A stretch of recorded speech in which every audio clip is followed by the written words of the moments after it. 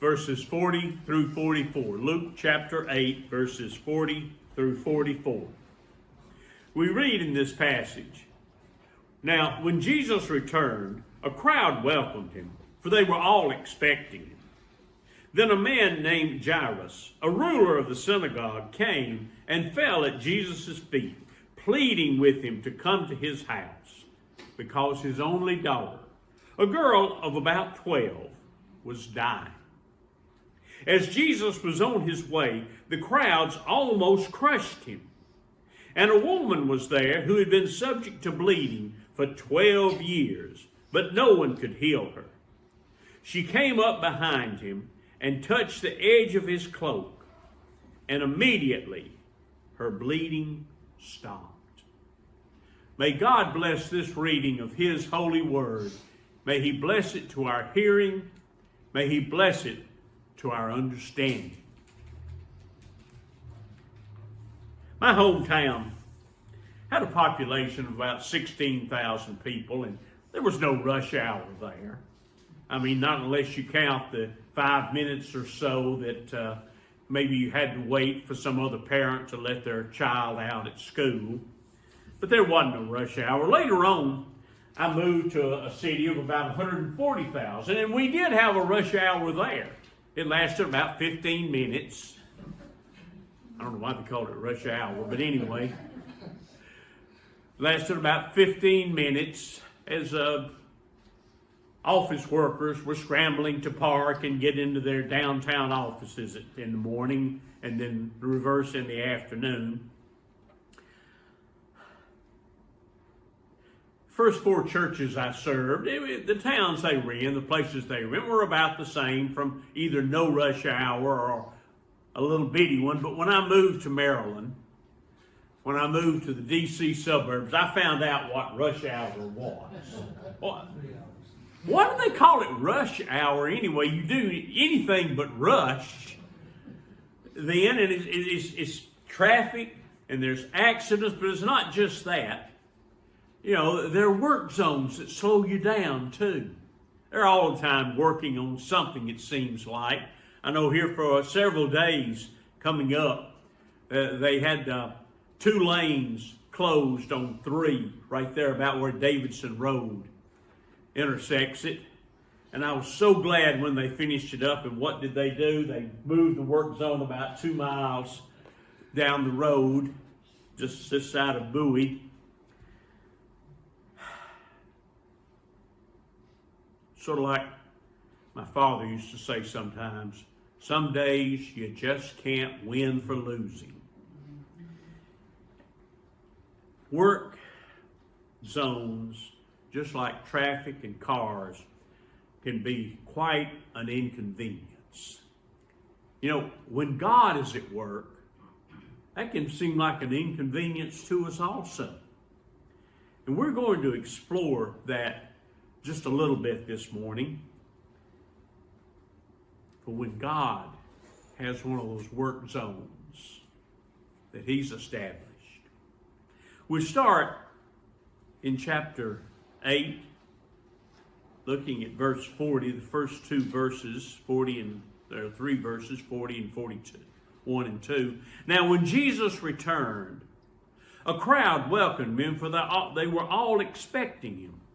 Then a man named Jairus, a ruler of the synagogue, came and fell at Jesus' feet, pleading with him to come to his house, because his only daughter, a girl of about 12, was dying. As Jesus was on his way, the crowds almost crushed him." Now, the crowds almost crushed him, the passage says. And this was all foot traffic, all people traffic. It wasn't about carts or wagons or horses or chariots. It was all people crowded around, seeing what Jesus was up to. He had been traveling, you see. He had traveled to city after city, village after village. And they were tired. He and the disciples were exhausted, so they got into this boat to go across to a place to rest, across the Sea of Galilee. The sea, they called it. It really wasn't a sea. I mean, it was a freshwater body of water, for one thing, and it covered about 64 square miles. Now, that's a fairly large lake, but by contrast, the smallest one of the Great Lakes is Lake Ontario, and it covers over 7,000 square miles. I guess it's no wonder that some of the alternate names for the Sea of Galilee are the Lake of Tiberias, the Lake of Gennesaret. Well, the size notwithstanding, they say that storms can blow up at that place at just a moment's notice, and one of them blew up while the disciples were in the boat crossing, and it was such a violent storm they thought that the boat was going to capsize. That's when Jesus calmed the sea. When they got to the other side, they were met by this crazy man, the demoniac of Gadarene, and Jesus exorcised the demons from him. They went into a herd of pigs who had the good sense to jump off into the lake and kill themselves. And in return, the townspeople asked Jesus to leave. Well, he did. And that's when he met this desperate, grieving parent.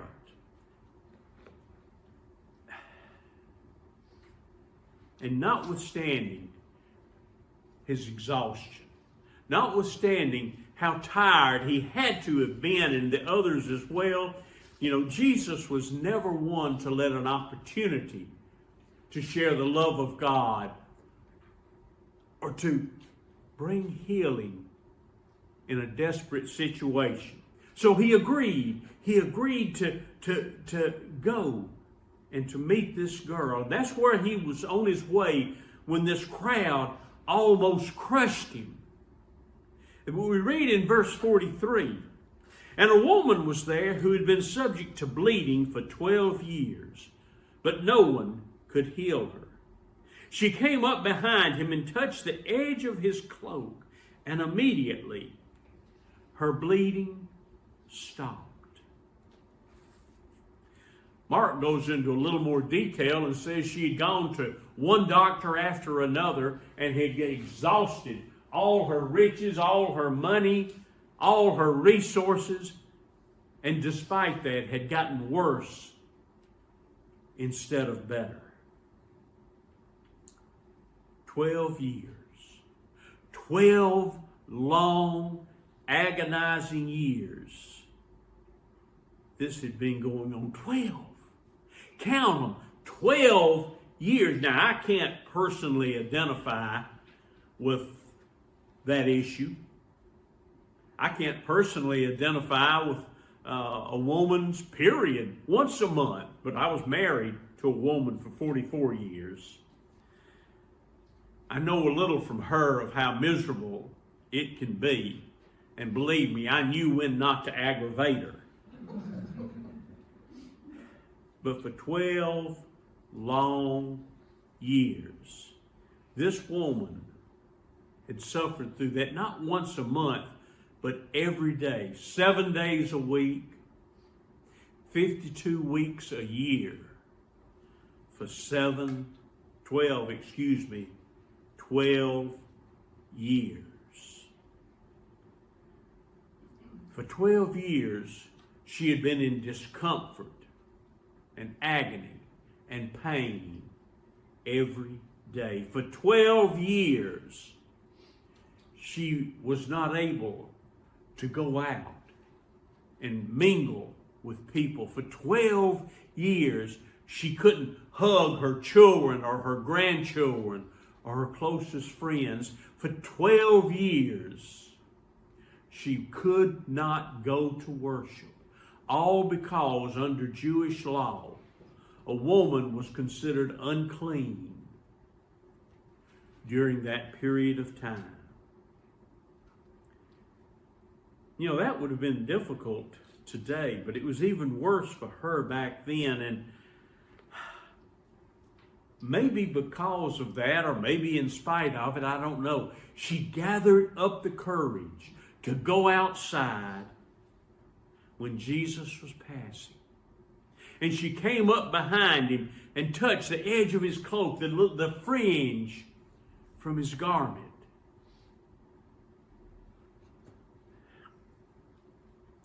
It was a primitive faith, thinking that just by touching his clothes, she'd be healed.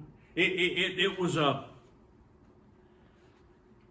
uninformed faith. It was a faith that any halfway sophisticated Christian or Jewish person would have scoffed at.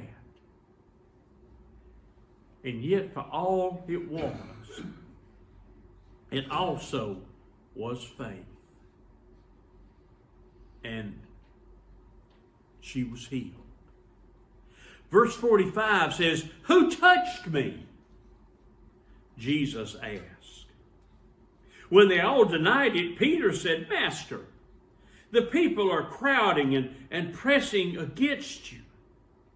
But Jesus said, "Someone touched me. I know that power has gone out from me."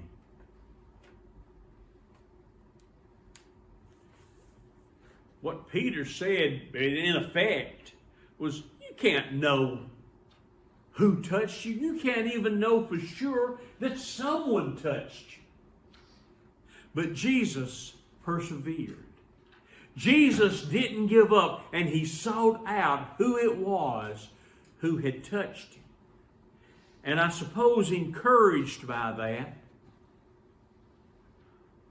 we read in verses 47 and 48, "Then the woman, seeing that she could not go unnoticed, came trembling and fell at his feet in the presence of all the people. She told why she had touched him and how she had been instantly healed. Then he said to her, 'Daughter, your faith has healed you. Go in peace.'" She could go in peace at that point. She could go in peace because she no longer had this discharge of blood.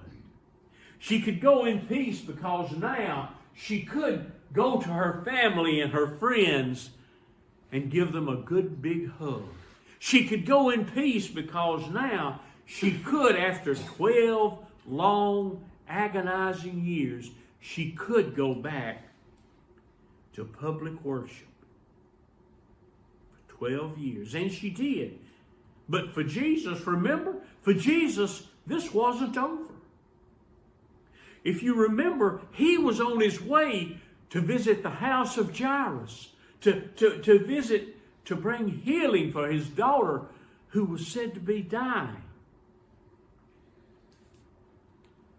And then the other shoe dropped. Verse 49, "While Jesus was still speaking, someone came from the house of Jairus, the synagogue ruler. 'Your daughter is dead,' he said. 'Don't bother the teacher anymore.'" Talk about devastating news. I can't even wrap my head around what it would be like for someone to come up to me and tell me that a child of mine was dead.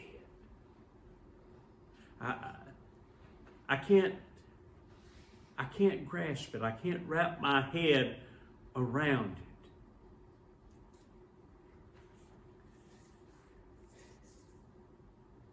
I remember, I must have been about 9 or 10. People, by the way, assume that I'm an only child. I was about 9 or 10, and a good friend of mine, his mother had just had a baby, her fourth. And in my naivety, I asked my mother, "Mama, why do some women just have one kid like you and others have a house full?" That's when she told me that I had two brothers. One died before he was born, and the other died at birth. But for me, that started helping me wrap my head around how devastating it must be. But what came next? What came next was that the mourning of this grieving family turned to joy. Their grief turned to rejoicing. Their devastation turned to exhilaration. We read verses 50 through 56. Hearing this, Jesus said to Jairus, "Don't be afraid. Just believe, and she will be healed." When he arrived at the house of Jairus, he did not let anyone go in with him except Peter, John, and James, and the child's father and mother. Meanwhile, all the people were wailing and mourning for her. "Stop wailing," Jesus said. "She is not dead, but asleep." They laughed at him, knowing that she was dead. But he took her by the hand and said, "My child, get up."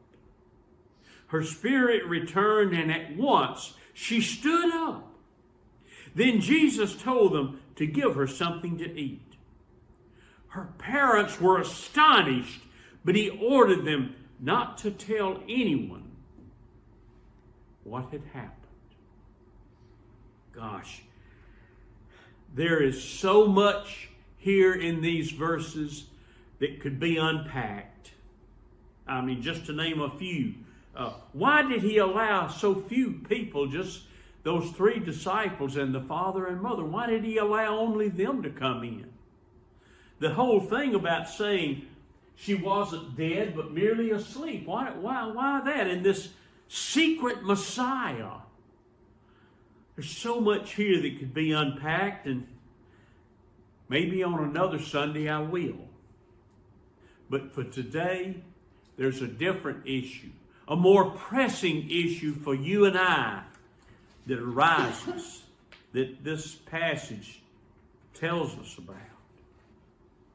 I want you to consider for a moment what Jesus was doing when all this started. He was busy. For all intents and purposes, he was working. He had been working, and he was continuing to work to share the kingdom of God, to visibly share it with all these people. Jairus, on the other hand, was trying to hurry everyone along. He knew that every moment, every minute, every second counted to get Jesus there to his daughter in time. And they were all on their way, Jesus, the disciples, and this huge crowd of people. And this sick woman, this poor sick woman, interrupted it all. She stopped it all. She stopped the processional. She stopped the time, everything she stopped. Jesus could have ignored her. She still would have been healed. And maybe he would have gotten to Jairus' daughter earlier.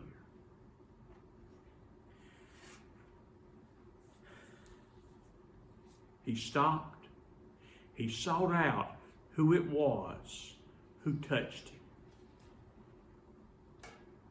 Without much doubt, for Jairus, it was not just an inconvenience, it was an inconvenience raised to the nth power.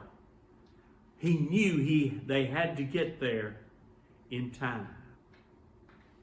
If Jesus had gotten there earlier,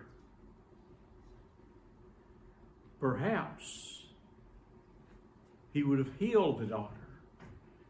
Perhaps she would have still have been alive. And if that had happened, I am absolutely sure that the parents would have been so grateful. But consider the other people too.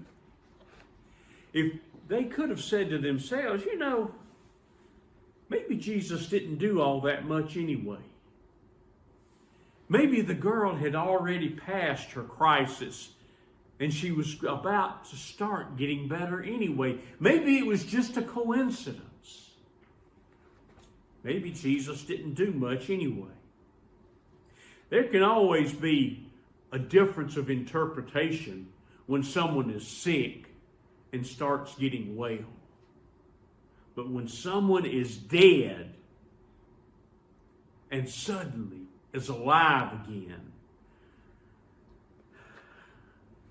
there's no issue. There's no question about that. This woman with the issue of blood seemed to be an inconvenience. Folks, God is at work all around us. God is at work in lives all over the world.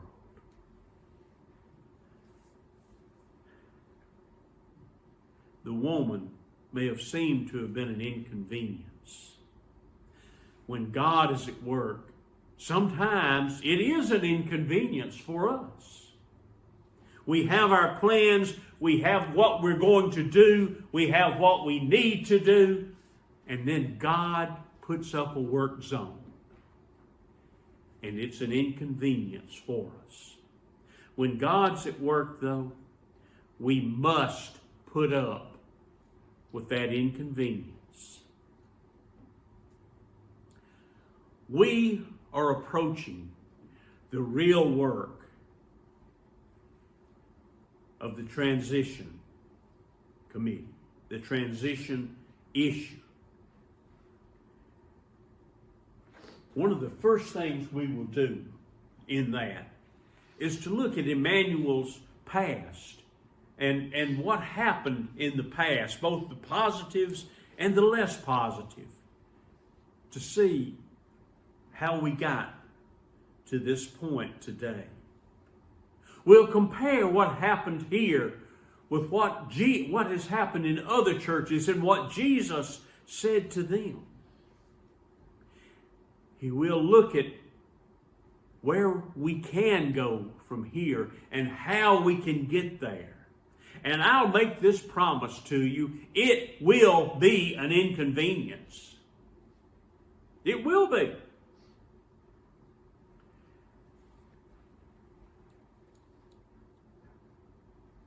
It's going to take time.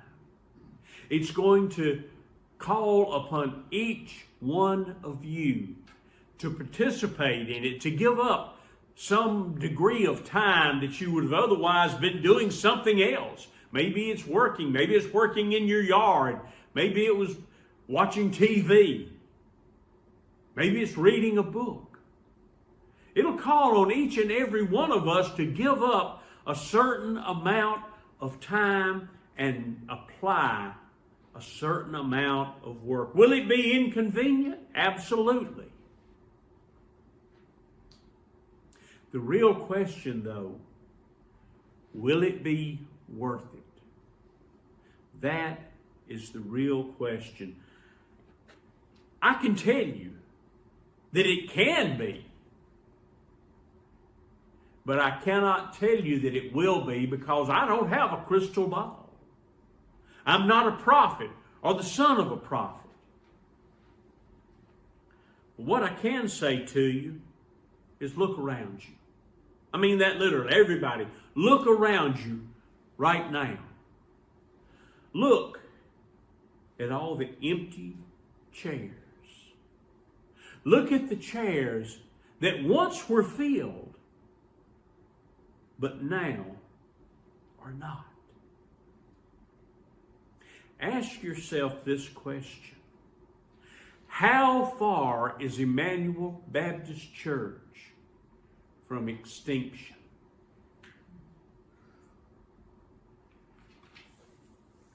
I am told that if you take a frog and you put this frog, you drop this frog in a pot of hot water, he'll react instantly and jump out. But if you take that same frog and put him in a pan of cold water and gradually heat it up, that frog will sit there until he dies. People are much the same way as frogs in that respect. If half of the congregation or a fourth of the congregation suddenly quit coming one Sunday, everybody would sit up and notice it. But that rarely happens that way. What happens instead is that some people move away. And in an area like that, like ours, we know that that happens with some frequency. Some people lose their mobility, their ability to drive, and they quit coming for that reason. Then maybe first one couple, then another, either start going to a different church or quit coming to church altogether. And we get used to it. We get used to the new size of the congregation. And we stay that way. And then we're surprised when the church closes its door for the last time. We may not notice that process happening very much. It happens gradually, but God notices it. Do you remember that Jesus said that not the sparrow falls, and the sparrow is the cheapest food? Yeah, it's hard to think of, for me to think of a sparrow as food, the little bitty things. He said, what, aren't two sold for a penny in the market? Not one of them falls, but that God notices. The transition process, in part, is learning to react again to the things we've gotten used to. And I must say,